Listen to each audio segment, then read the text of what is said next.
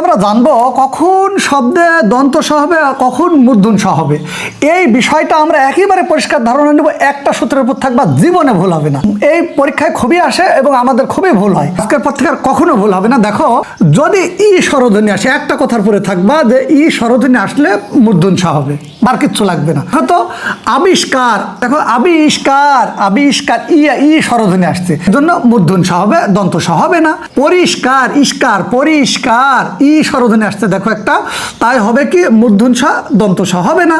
নমস্কার, দেখো নমস্কার ই কখনোই আসছে না, কিন্তু যদি ই না আসে তাহলে মূর্ধন্য স হবে না, দন্ত স হবে, এটা ভুল।